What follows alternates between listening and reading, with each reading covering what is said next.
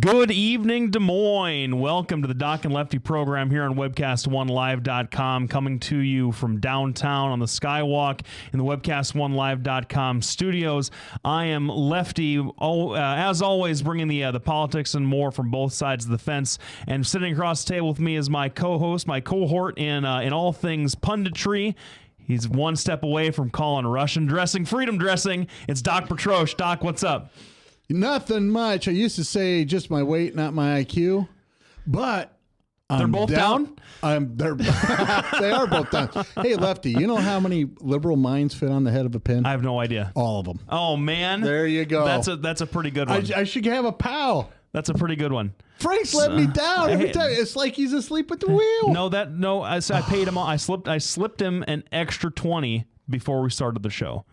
Just to keep the pals, because you've been texting me. That's how cheap you're going now, Frank. Hey, $20. $20 is. I mean, if you want me to, or have him cut my mic off, that's a little bit more. But anyway, I will tell you. Well, that's typical because he's a college student and poor, and you're a liberal, and that's as much money as you're ever going to give anybody. That's your own. Not only that, but I'm a liberal attorney, so whatever money that I give out is taken from people forcibly by a judge and the sheriff. It's a really sick system. But no, you've been you're geared up today. You told me you've been texting me all weekend. You've been fired up all day on Facebook. Have you seen some of the things I've been locked into on Facebook today? I have, and so I'm ready to. We don't have a guest today, folks, because basically Doc called me. I don't know, probably late Friday. He was furious with me, first of all, for missing the blog deadline. And if you want to catch what we're going to talk about the crisis in Ukraine and Crimea today. We're going to talk about Terry Branstad and the new. I'm going to call it a mini scandal, but it could get worse depending on how about the information, because he revealed that there were more agencies. I think he revealed it today or yesterday. More agencies are involved in this thing. We're going to talk about AJ Spiker leaving or quitting the GOP. The GOP. Well, at least the leadership, and there are just a lot of doings going on. But we decided we're going to finally do the responsible thing and put some original content for the website and become a real bona fide internet phenomenon that we've always known that we were in our own minds. That's true. And so Doc put a deadline of Lefty, get your piece to our marketing person by Friday night so that she could put it on the website, and we'll go from there. And I said, I will absolutely do it for you. And I think I emailed it to her Sunday at around 10:30 or so. Yeah. And so all weekend I was getting emails and texts and phone calls from Doc saying, you know what, I'm going to blast you on the air because first of all, you're wrong in all the issues. Second of all, you're irresponsible, and we just can't have that. So Doc, we're going to get into all these issues, but fire away. Let me have it. Well, I will tell you now the truth of the matter. I need to mention something very briefly. My dad's very ill. He's in the hospital, and last I knew, he's in the ICU. But knowing how he has gone out of his way to watch the show every single week, I hope, Dad, you're listening, and I hope you can hear me. I hope you get to feeling better soon. Second thing is since Lefty didn't get this thing posted until about 3 minutes before showtime, I haven't been able to read it. But I love the title of it, From Crimea with Love, How the Right Learned to Stop Worrying and Love the Putin.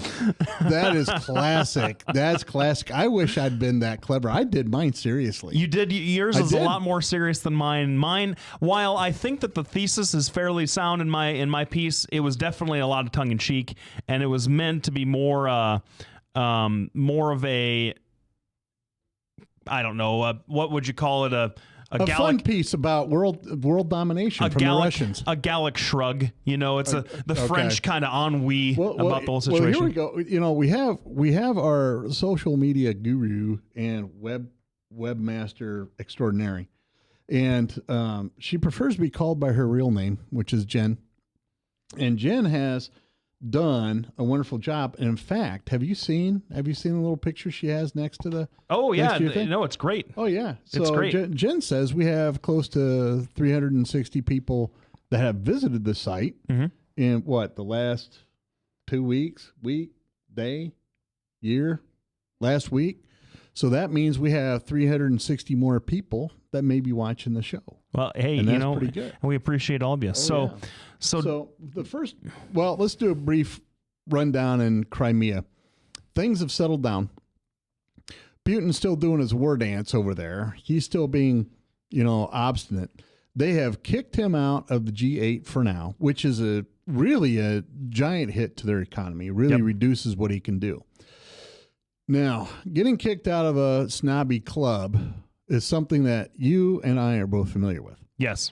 And getting kicked out of a snobby club really doesn't change your life or what you're going to do. And so I'm going to say that. 2, Ukraine has ginormous oil and gas reserves. And 3, Angela Merkel said about a week and a half ago, if there's any further incursions into Ukraine, all options are on the table. In diplomatic speak, that means if we have to go nuclear, we're going to go nuclear. Now, I don't think that's going to happen.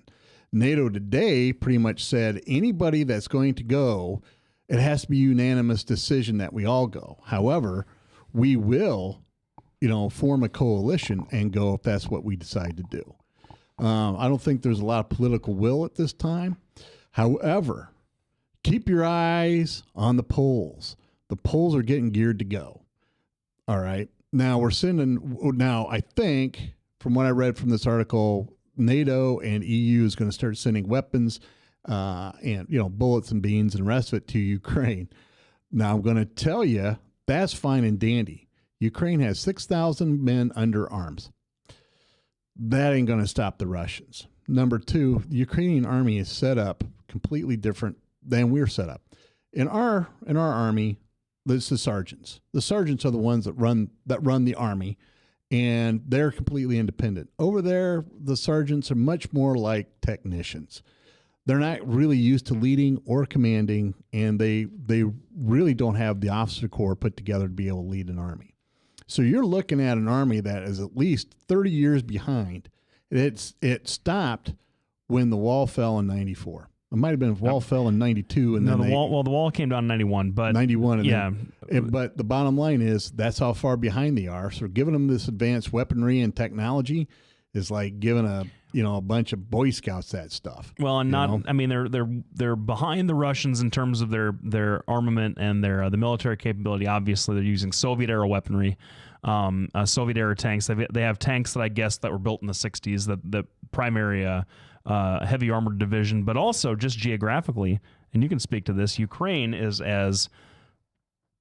it's flatter. It's flatter than Iowa. It is. If they wanted, if the Russians wanted to roll tanks, they could roll them all the way to Kiev without a whole lot of resistance. Well, one of the greatest battles of World War II, and the greatest tank battle of all time happened in Kursk, which is just across the border. Yeah. And, Ukraine sits in this nice flat valley between two mountain ranges. Anyway, that's your Ukraine update. We're going to take a quick break. We'll be back right after these messages from our sponsors. You're listening to Doc and Lefty on webcast1live.com, and we appreciate your listenership. Without our sponsors, we couldn't keep our doors open, and it is you, the listener, why we get excited about coming in here every week for this show. And speaking of sponsors, didn't you have a new one to announce? Well, we will. I will talk about it at the break here because we got to get everything organized. We'll be back right after this break. Petrosian Associates, how can I help you? Petrosh and Associates will provide you with a friendly, caring, and confidential place to find help for mental health concerns. We are ready for your call. Our doctor, Dr. J. Patrick Petrosh, provides a full range of psychiatric services for children, adolescents, and adults in a forthright and informative manner while maintaining a casual, comfortable, and relaxed atmosphere. All across America, there are countless numbers of people struggling with addiction and other life-controlling issues. Probably someone you know and love. There is a way out. There is hope. Transformations Treatment Center in Delray Beach, Florida, has a unique approach to substance abuse treatment. Call now and ask about our Guaranteed Success program or log on to transformationstreatment.com. Transformations. Change your life. Change your relationships. Transform your world. From the RE/MAX Real Estate Concept Studios, this is Webcast 1 Live. Hey, welcome back, everybody. It is the guestless Doc and Lefty. We're going to actually, you know what? I'm going to call it vintage. It's vintage Doc and Lefty today. It's just the two of us sitting across the table talking about the issues, talking about our different takes on the issues. Where the situation in Ukraine and Crimea has been just lightning fast for this entire month. It seems it was only yesterday, and it wasn't. It was it was actually a couple weeks ago at this point, that annexation was on the minds of everybody. President Putin in Russia signed the paperwork officially on Friday on the 21st and has started raiding Ukrainian bases in Crimea, kicking people out over the weekend, the last couple of days, consolidating power in Crimea. The West, like you said, has pretty much Crimea is Russia now. Crimea has always been Russia, and not even the Ukrainians are fighting over it. So, there you go. And speaking of Putin-like grasping of powers, apparently you wanted to talk about Governor Branstad and some of the trouble he's been in. Well, I was looking, I heard about this story, and I read about it when the Register released their piece about these, I believe it was 6 merit-based workers. Merit-based means that they're under contract and you can't just fire them for whatever reason, as opposed to an at-will worker, which you can fire. Like if I wanted, like Doc works at will for this particular partnership. If I wanted to fire him for doing his hair weird, I could fire him for doing his hair weird. But these are merit-based. Hair is beautiful, by the way. I know it. No, it is. You look good. No, but these are merit-based workers who have who filed grievances with the Iowa Employment Board, saying that they were fired by the governor for political reasons, and settlements were paid out for these 6. At least it was a little shy of $300,000, like right around $290,000, I believe, $290,000 to settle their cases, and then the settlement agreements contained confidentiality clauses to restrict them from speaking about the settlement and also the facts and the merits of their cases. Now, somebody might ask, most settlement agreements or don't most contracts include some sort of confidentiality agreement? Well, they do. A lot of them do. Most of them do, in fact. In fact, every settlement agreement that I put together, if it's a significant chunk of money, or there were a lot of different difficult facts involved, will contain some sort of confidentiality agreement, or at least a clause about not defaming the other party that's enforceable by law, and you can post damages to it and whatever you want.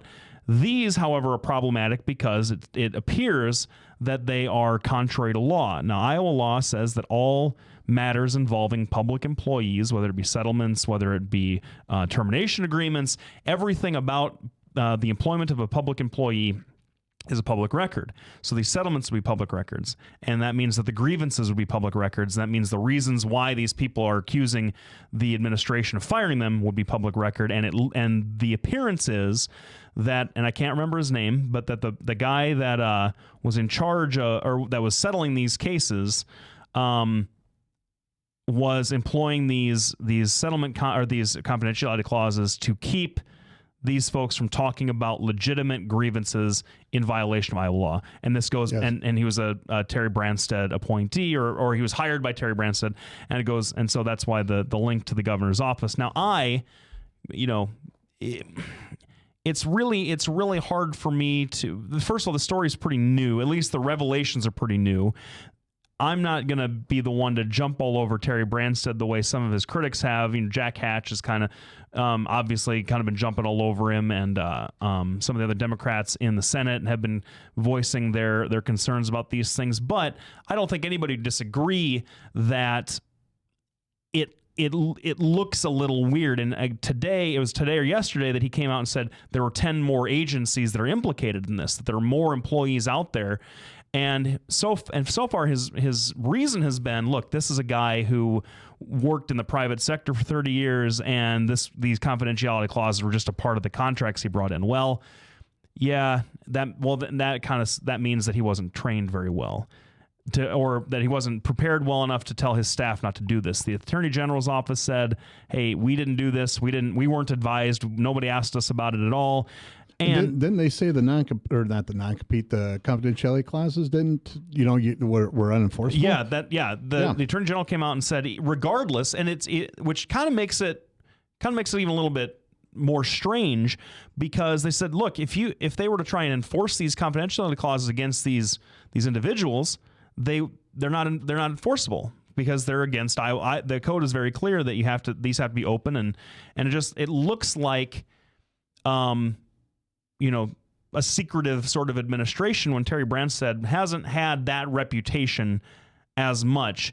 And why do you think he's being secretive now? Well, like I said, I'm not here to make accusations of secrecy against the governor, the administration at this point. But I will say, in an election year, it looks weird, especially when you have the trooper that pulled him over getting fired, who cried retaliation after that happened. You have the deal down in Southeast Iowa for the fee, or whatever it was, I don't remember, but you're getting locked into details, aren't you? Well, I am. So the story is that right. Branstad has been in trouble, has been making a lot of news since the September of last year. He hasn't even been in the state. What? He hasn't even been in the state the last couple of weeks. He's been on vacation. Yeah, he has been. And the problem is back in I believe it was the end of September, beginning of October, he had two separate incidences. One, a trooper pulled him over for his vehicle going 84 miles an hour down the road. Well, and the report was that it was going faster than that, even on a 65 headed towards Waterloo. Yeah, and so he got pulled over, and then later the trooper who pulled him over got fired. And then it came out that he had also been clocked by another trooper going 90. As he pulled out and started to approach, the trooper realized it was the governor and went, "What do I do now? I mean, what do you do?" Yeah. Right. And so then they let him go. So this kind of started this ball rolling that he's appearing vulnerable. And then you add to that the Toledo thing coming up. I mean, he's had 3 bad scandals in a row. Well, the thing is, this particular one it's weird to me, because it's kind of being softballed by the Register and by other news media as, well, these are people that were being let go, and and they're kind of buying the company line here that the governor said, hey, these people were let go because of budget restructuring and saving over $700,000, a whole bunch of money for the state to do it this way, and it wasn't for political reasons, so on and so forth. Well, if that's the case, then why even attempt, even if it was a mistake, to silence these folks from speaking out? I think the one who was a public health official had been tied to the Culver administration, and so you actually think, well, now we'll get to that. Is Governor Branstad trying to squash this story, and is he trying to keep people quiet? We'll come back to that right after the break. Right now, we're just gonna talk about our newest sponsor, Brad Zahn for Congress. You can go visit his website. It's bradzahn.com. He will tell you about everything he stands for. Of course, he's a longtime political operative that has been a maverick and a Mustang, however you want to look at him, his entire career. He's always done well. He's always stuck by conservative principles. Basically, Steve Deace hasn't endorsed him, because generally Steve Deace doesn't endorse anybody. But he has come out and said Brad Zahn's a very good conservative voice and will support conservatives everywhere. You can visit his website, bradzahn.com. And, of course, he would like to have your vote. And if you wish to donate, you can go ahead and donate. We will be back right after this message from our other sponsors. Thank you for tuning in and watching Doc and Lefty on webcast1live.com. From the RE/MAX Real Estate Concept Studios, this is Webcast 1 Live.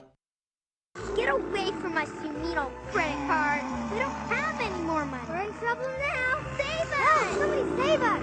Somebody help! Help! Save us!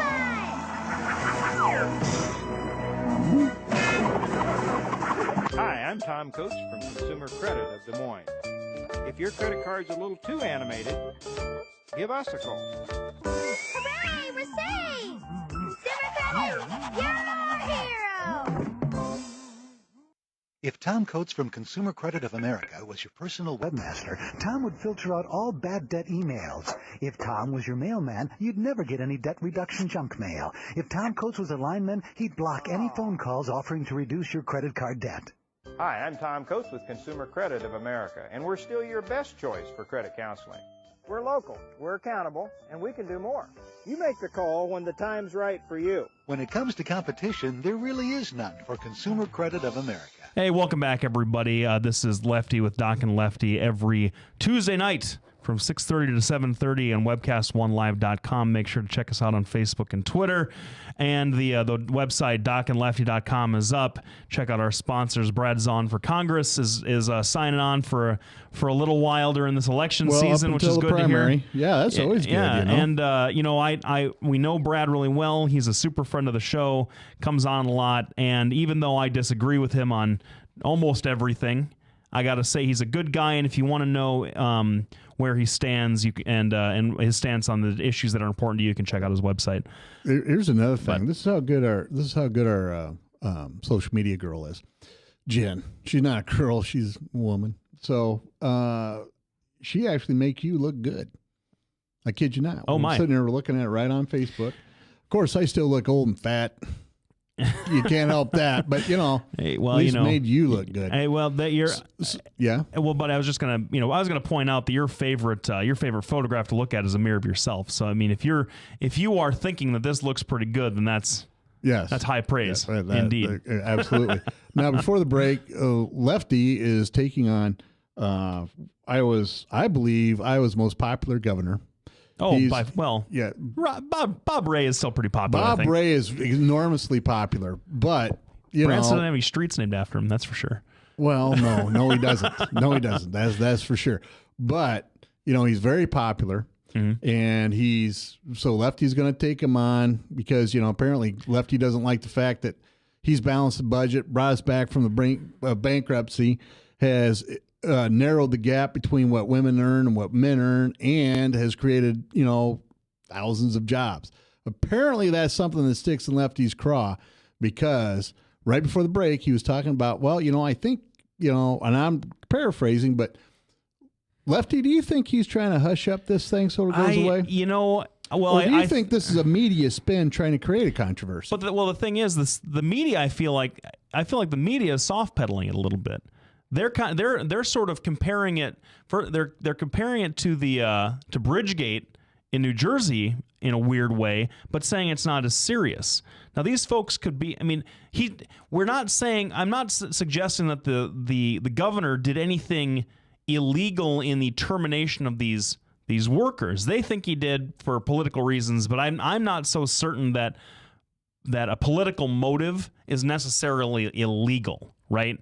If you're going to fire somebody for a political motive who's under contract, I don't know that that's against the law necessarily. So why do you think it's hitting the papers? Well, because because you think the liberal Des Moines Register smells blood and is going to go after the Des Moines him? Register that endorsed Mitt Romney in the 2012 election? Because he's about that Des Moines Register. Well, because there's not a lot of difference between I don't even get me started on Romney. Anyway, I'm gonna call you out when you say something weird like that. But they're liberals and they hate the governor. But when the Des Moines Register is saying, "Hey, look, this is a governor who from the get-go has talked about his open and transparent administration," then we're seeing example after example of where he's maybe not as open and transparent as he wants people to believe. The thing is, the bridge scandal in New Jersey, that's something that we here in Iowa, we don't have traffic the way the coasts have traffic, right? No, that's true. It's not something that resonates with us. But firing somebody and then trying to cover up the reason for firing them when you have every right to know the reason for firing them as a citizen of the state, that kind of resonates with me a little bit. And it seems like such a dumb thing to even try and do when the clause wouldn't, if 5 minutes of the lawyer and he would have known the clauses weren't going to be enforceable. Well, yeah, but this but perception is reality. But this problem isn't just Branstad's problem. This occurred before too, according to my understanding. That's what the administration is saying. But we don't have any. But the register hasn't come up with any examples of prior. Well, because they won't. I mean, they definitely have a slant on this. I don't think this is a political witch hunt. That's what this is.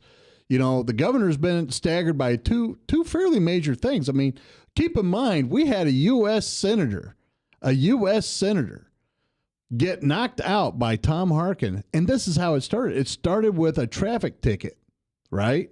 And then it just kind of builds. So the bottom line is I think, you know, the Des Moines Register is smelling some blood.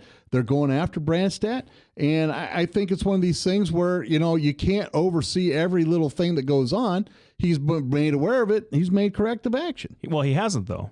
He did. He said, he hasn't fired anybody. Well, yeah. He said if it happens again, it will. Number one. Number two, they're doing a working group. It's not even an independent investigation. So hold on. So if he doesn't fire anybody, he's not doing anything. He simply said, well, if this isn't legal, then we're going to release the records. If it can't be held confidential and not enforceable, we're going to release these records. That's what he said. But once again, I'm not suggesting, because we don't know enough. That's why I'm saying this is still kind of new. I'm not suggesting that the governor's done anything illegal. I just have this sort of weird feeling about a guy who says that he's going to be open, honest, and transparent, who then is letting things like this kind of get by, not just once, but several times. And would we know about it if the Register hadn't done the investigation? I don't know that we would have. Well, you know, in the whole scheme of things, people getting canned, you know, you get canned. 2, is it a cover-up? I don't think so. And 3, it appears to be an error by a mid-level lawyer. And he's not a lawyer, though. The guy, no, he wasn't a lawyer. Well, however they came up with these settlements, you had to have a lawyer do it. I mean, you can't enter these things in contracts without a lawyer, can you? Well. All right, well, then that's my point. So there had to be some lawyer there. No. If you have a lawyer that says, look, I don't think this is going to fly, and the client says, leave it in, ultimate decisions for cases are made by lawyers, or are made by the clients, not the lawyer. I get that, but the bottom line is there was a lawyer involved. Whether or not it's going to stand or anything else, it just didn't get piped up the line. And so now he goes, well, all right, this is what we're going to do. So we're up to another break time. We're going to be back right after this. Thanks, everybody, for tuning in. You're listening to Doc and Lefty on webcast1live.com. When we come back, we're going to start talking about how Lefty thinks the GOP wants World War III with Russia. And, of course, that's where he's going to really get pounded. Not like he hasn't been pounded enough by now, but I don't see him crying I yet. certainly don't feel like I've been pounded. Yeah, we'll be back right up. Well, then we can go another 10 minutes. We'll be back right at the break. Thanks, everybody, for tuning in. Hey, psst. Let me let you in on a little secret. You ready? Always try to do business with people, not places, especially if you seek honest Christian business people. And when it comes to my car, I really need to trust who's working on it. Now, my family is so blessed. A few years ago, we found a family-owned automobile repair shop that operates as a Christian business also. Open, honest, reliable, trustworthy. It's AMCO on Hickman Road in front of Kmart, and it's a family-owned Christian operating business. This family treats your car as if it was their car. Everything from oil changes to transmission repair and everything in between. So the next time you feel the need to be at peace with your choice of who you can trust with your car, give AMCO on Hickman a chance to serve you. And tell them Max sent. Hey, welcome back, everybody. Thanks for listening to the show. We breezed through the first half hour, and while I'm not sitting here in judgment of or calling for the impeachment of Terry Branstad before he wins his inevitable reelection in November, I would. Well, hold on. That's why Jack Hatch isn't coming on, dude. I would be. Well, I think that. I think maybe let's just put it this way. I think that Jack Hatch would probably have a much easier road to victory if Terry Branstad got impeached. Well, that is absolutely true. I think the story is strange, and I think it merits more discussion. And I think that we'll definitely keep an eye on that the governor and the lieutenant governor is sort of trying to dismiss it. Dismiss it as out of hand early on in the story. That does smack of New Jersey and Chris Christie, and we see what's happened to him over the last few months. Yeah. So, and you brought up an important part. The lieutenant governor, this is one of the things that they don't need at this time. Nope. AJ Spiker. We'll talk about AJ a little bit later in the show. But, A.J. Spiker is leading this group of young Turks that are all for Rand Paul and marijuana. And, they really do have the ability to challenge lieutenant governorship. Yep, So they certainly do. So I wrote a piece for the website, kind of poking a little bit of fun at some of the conservative criticism of Barack Obama with respect to Ukraine. Now, this particular issue is very narrow for me, and it stems from this conversation, this argument that I got into with a friend of mine he's very concerned about the situation in Ukraine, and he was very critical of the president, saying the president's not doing anything. Now, granted, this is about a month ago. This is before the annexation of Crimea. This is before actually really the ball really got rolling. And he was saying that, the president is weak and wishy-washy and not doing his job with respect to Ukraine. And the simple question that I asked was, well, what would you rather have him? What do you want him to do? Do you want what's the end game for you if you think the president's weak on Ukraine when we're monitoring the situation and now we're imposing sanctions here in the last week or so? What more could the president be doing that he's not doing? And that's the question that has never been answered for me from a conservative perspective adequately in this particular instance, because in my opinion, the only answer left is boots on the ground, war with Russia. And no conservative really wants to admit that that's what they think is strong leadership, because we had 8 years of that with George Bush, and look where it got us. And so when you hear people talk about how wishy-washy and directionless Barack Obama's been about Ukraine, that really what you're saying is we want a war because we want to feel good about ourselves. That's my point. So let's just go back. Let's just go back and revisit some history about President Obama's. Well, and we're going to limit it just to Europe, all right? How about just to Ukraine, since that's the issue we're talking about? Well, because you can't just talk about Ukraine without talking about Europe, all right? And here's why. Ukraine's breadbasket of Europe. Mm-hmm. It's also the main channel the Russians have of getting their energy to Europe. And the problem really stems from a long history of the fear of the Russians. When I grew up, and this is before your time, when I grew up, there was nothing more feared than hearing the phrase, the Russians are coming. All right? That chord still resounds throughout Europe, number one. Number two, NATO has the manpower, but not the political will. All right? Three, nobody wants a war. All right? But what we have seen over the years, and particularly from Barack Obama, is an inability to support the allies that we have. In particular, Poland. Poland was going to get this missile shield ostensibly to protect them from the Iranians, which we all know is crap. It would be to protect themselves from the Russians. So, fine, all that's political subterfuge. And then you just said out of the blue, well, we're going to have a reset button with the Russians. And by the way, the reset button that they gave to the Russians doesn't say reset. It says something else. So you would think Hillary Clinton's State Department would have come up with the right word. So they don't give Poland this missile shield and this reset with Russia. Russia goes, man, you're an idiot. And then they just start going wild. Okay.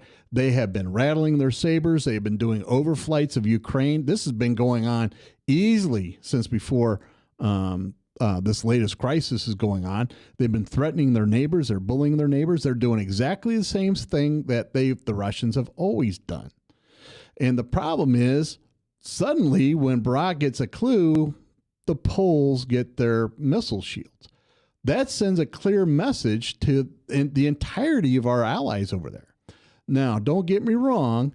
This is not entirely Obama's fault, because we never understand their cultural psychology, and Barack Obama is particularly deaf when it comes to listening to what is going on around the world.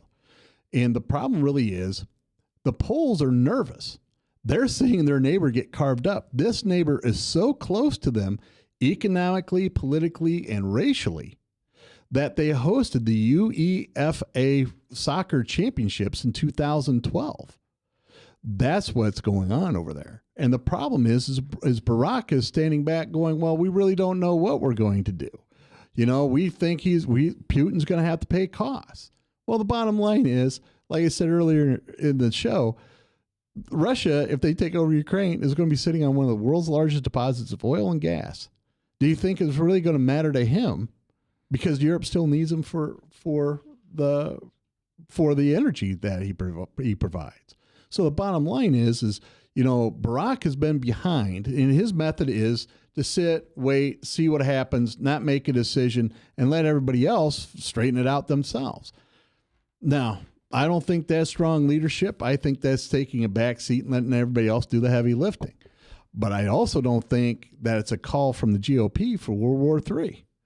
What do you have to say about that? Well, it's not a call for war. You have to start sending some ammo or something to help these guys out. Aside from everything that you just said is completely irrelevant to the topic that we're talking about, but that's okay. I'm used to that from you. What is completely irrelevant? When we're talking, what is it about Europe that's irrelevant about everything you said about you're suggesting that because we didn't do something for Poland, that Putin felt entitled to invade Ukraine. That's what you're saying, right? And that is part of it. That's part of it. That's part of it. Now, keep in mind. How about when we didn't do anything in Georgia? We didn't do anything in Georgia. Yeah, and that's what I came back to. We don't understand the cultural psychology of the Russians, so we're always getting shafted. What I'm Salt saying, 1, Salt 2 was a big screw job for the U.S. You know, you can't sit there and go in with these guys going, well, they're going to act like us. They don't. They have a certain nihilistic viewpoint to their life where they had better get it now or it'll never happen. Did George Bush have a strong foreign policy? Yeah, he had a strong foreign policy. You would call him a strong, effective leader in foreign policy. Yeah, I believe so. Would you say that he then completely fell down face first in the mud on Georgia? Yes. And so basically, Barack Obama has done more to Vladimir Putin with respect to Crimea than George Bush ever did to Vladimir Putin. Not one sanction, Pat. Not one threat of troops at all. But the other thing you have to keep in mind, there is credible evidence out there that the Georgians actually started it. All right, we actually moved a cruiser into the Black Sea. Now, you may think that's nothing, but in the world of diplomacy, that's a giant deal. We haven't even done that. All we'd have to do is move a couple of cruisers in there to show our support for Russian Ukraine. Troops are still in South Ossetia and Abkhazia. We've done loan guarantees to Ukraine. The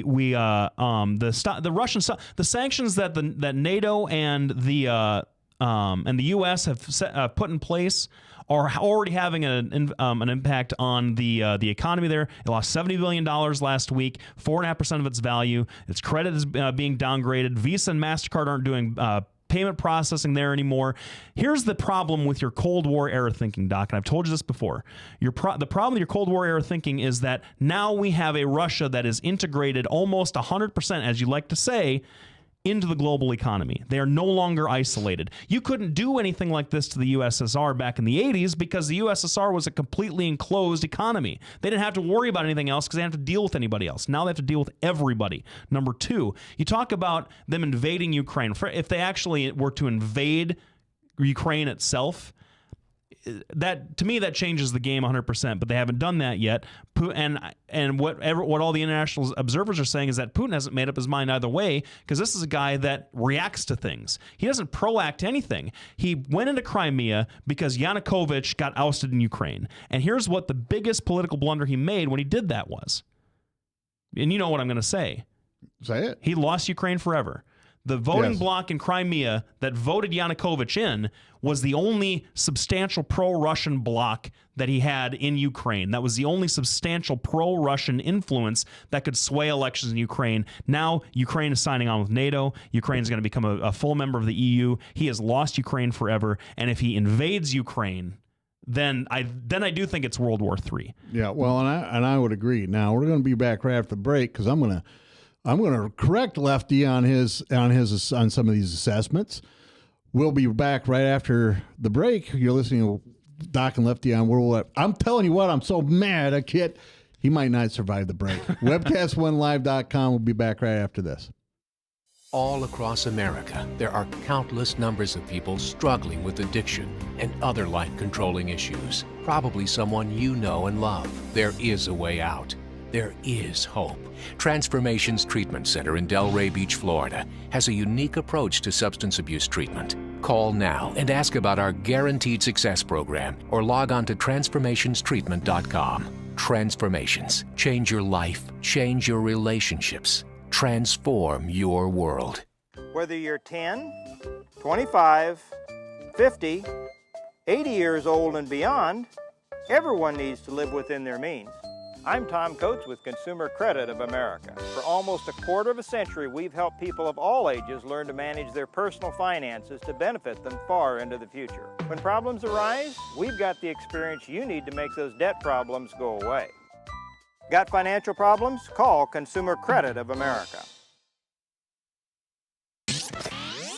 From the RE/MAX Real Estate Concept Studios, this is Webcast 1 Live. Hey, welcome back, everybody. I just got back from the powder room to kind of cover up the black eye that I just got during the break. He ran. And ran. so, but I gotta. He used gin as a human shield. Well, you know, it's. I hear that she's tougher than me.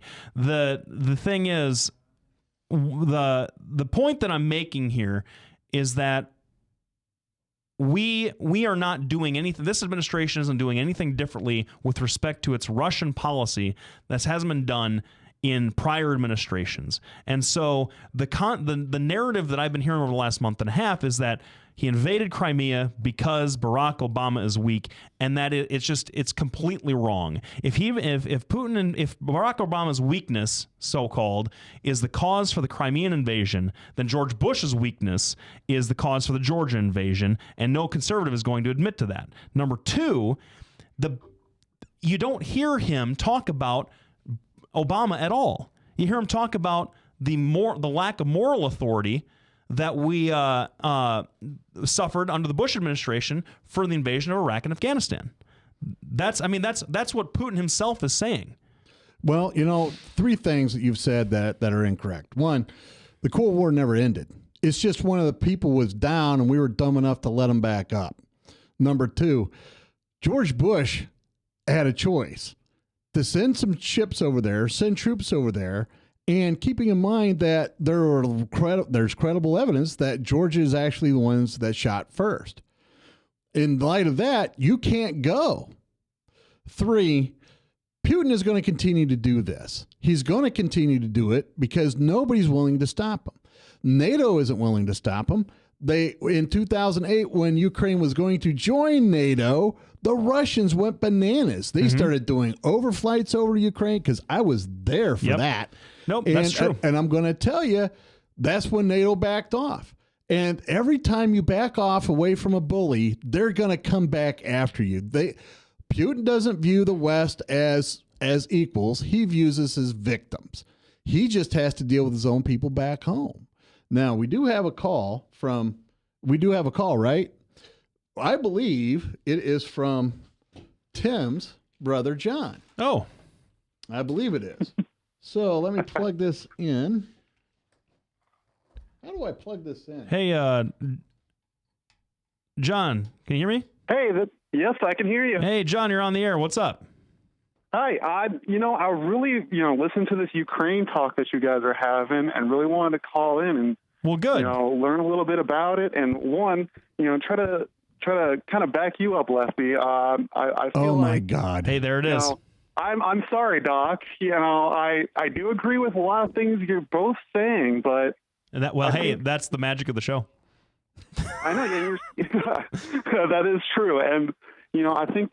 So, what are your thoughts, John? The Russian economy nowadays, it's a lot smaller.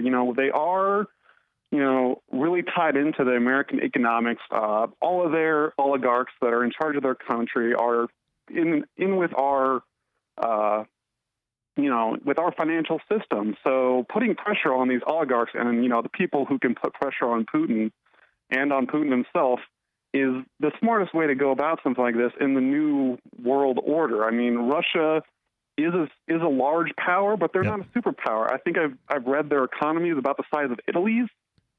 I mean, their military is definitely larger than that, but, if you don't have the money to back it up, and the fear that everybody still has, that everybody should still have, John, is that they still have a pretty sizable nuclear arsenal.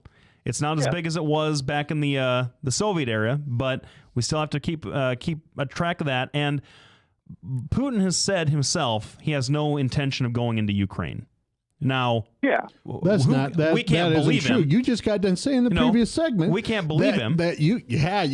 He has said that the entirety of Ukraine is open. Yes, he has said that. And he's said that in the past. He was asked that during this crisis. No, he was asked recently if he was going to send Russian troops into East Ukraine. He said no. But you can't believe him because 2 weeks before he invaded Crimea, he said the same thing. Exactly. And the other thing is he violated the agreement that they had written up when Ukraine first became independent, that if they gave up the nuclear weapons, returned them to Russia or wherever they went, that Russia would leave them alone. Well, he violated that international agreement. So, John, what do you think about that?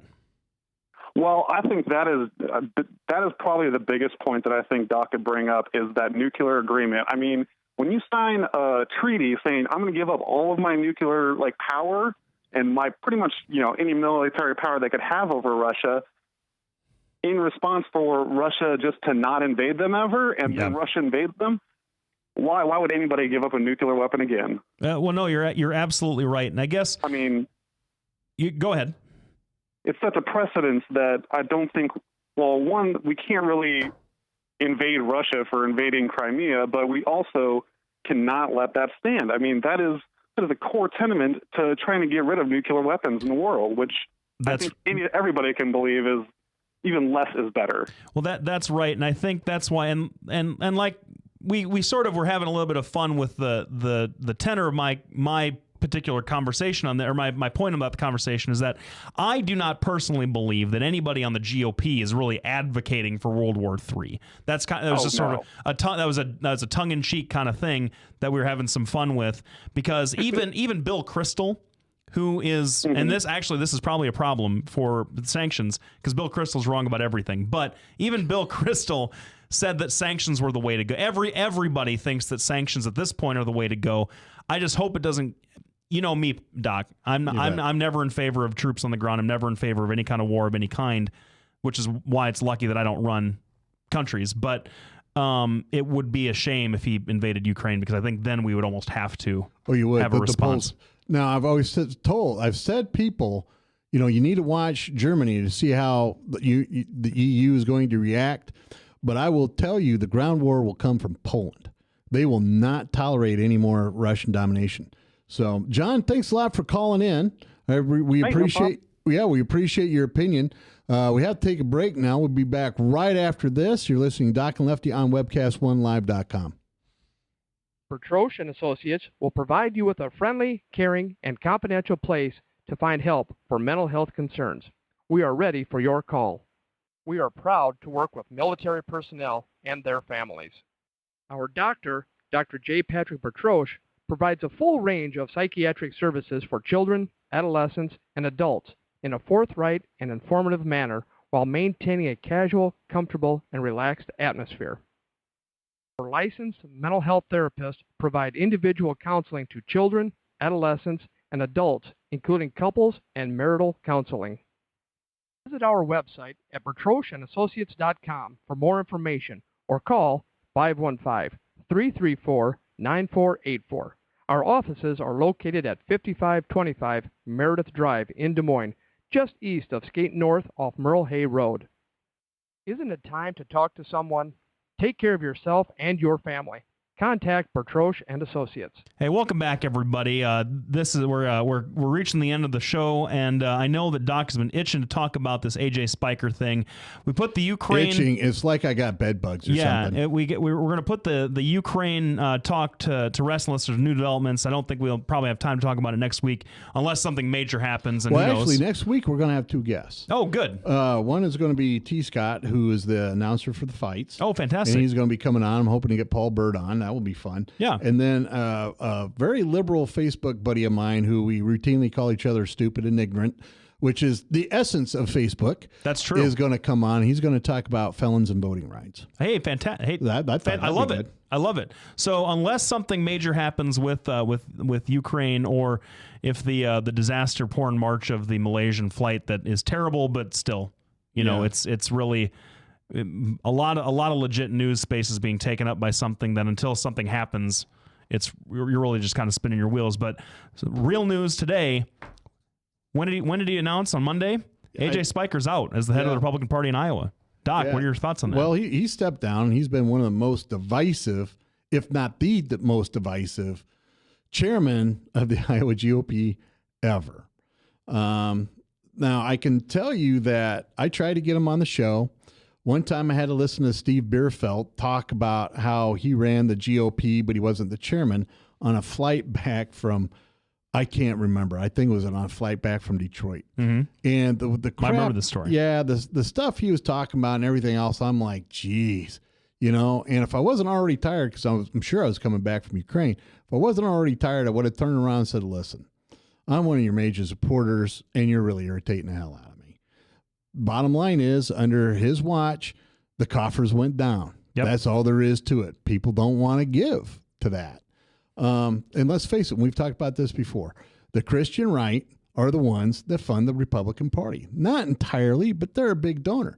You get up there and start talking about, well, yeah, if you want to be married to a gay guy and that's all right with us, you're going to alienate the people with your money. And if that's your libertarian platform. And if you get up there and say, yeah, I think everybody ought to be smoking pot, you're going to further eliminate the people that give you money. That's just practical politics. And so he has taken a shot at the governor on more than one occasion, which is pretty much like taking a shot at the Clintons here in Iowa. It's just not something that's smart to do.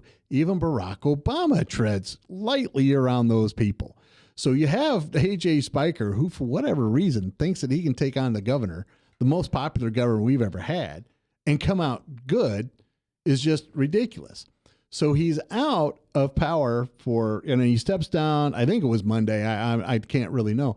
Within a day, he has gotten up there and saying, yeah, we at least need to medicalize pot, if not legalize it. Well, there's all kinds of other issues we need to take care of first. Pot smoking is low on my priority list. Even though really, I really am. It's high. On mine. Yeah, I understand it. Medicalizing pot is really going to be helpful. But we have the abortion issue. That's going to be much more important than pot. We have the jobs issue. That's going to be much more important than pot. We have making sure our state remains first in the nation. That's more important than smoking pot.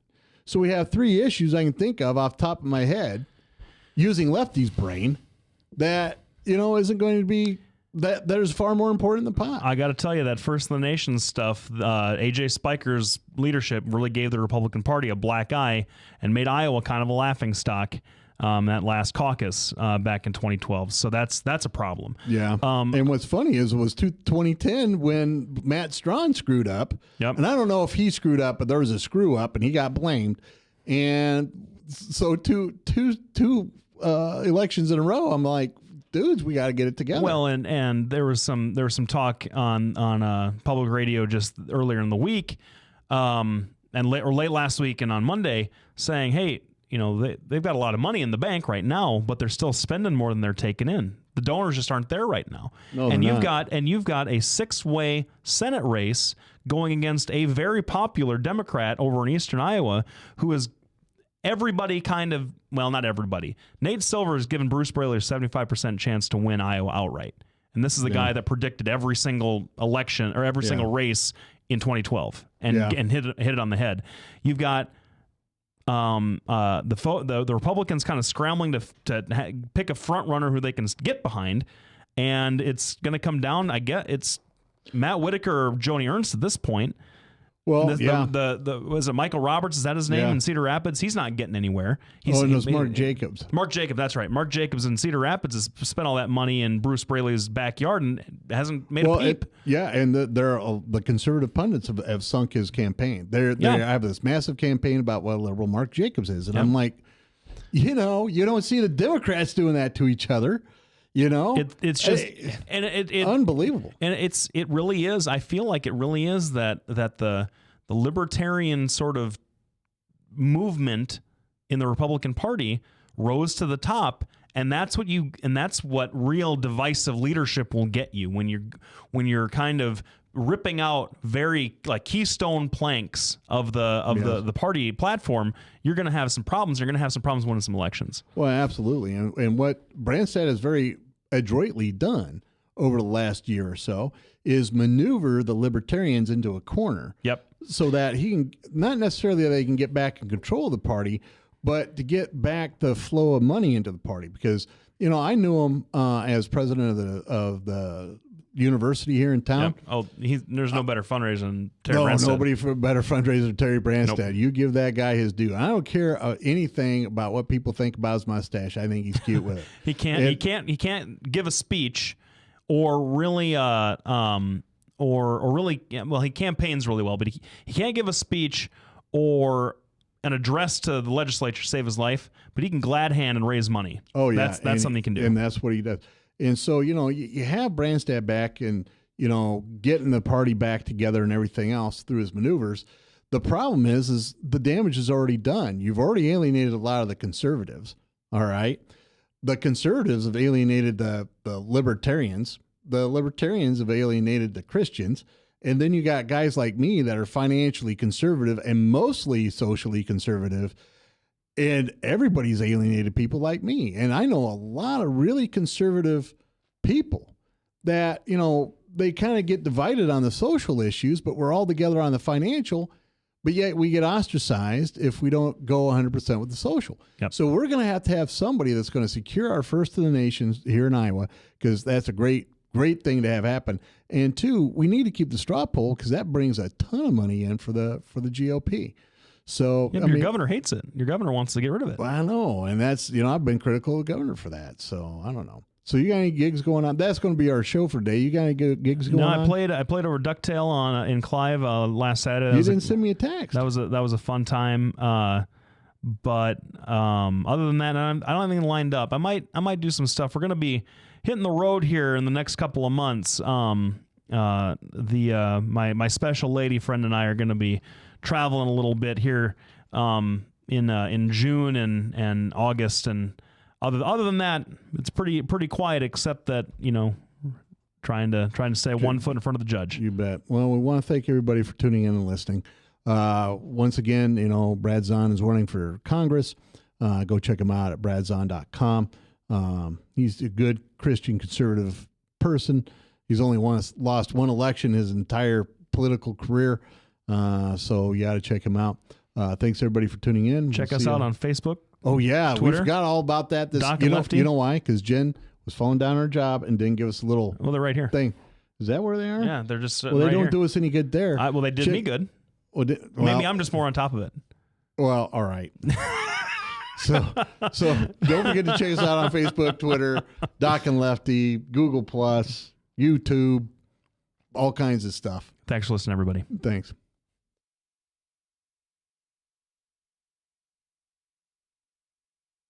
Hi, I'm Representative Tom Shaw, and I love these guys. Both of them. Love these guys. Get over here. Get over here. Love both of them. From the RE/MAX Real Estate Concept Studios, this is Webcast One Live. I'm Brian Leach, owner and general manager of Service Legends. I brought along a couple of the home comfort heroes.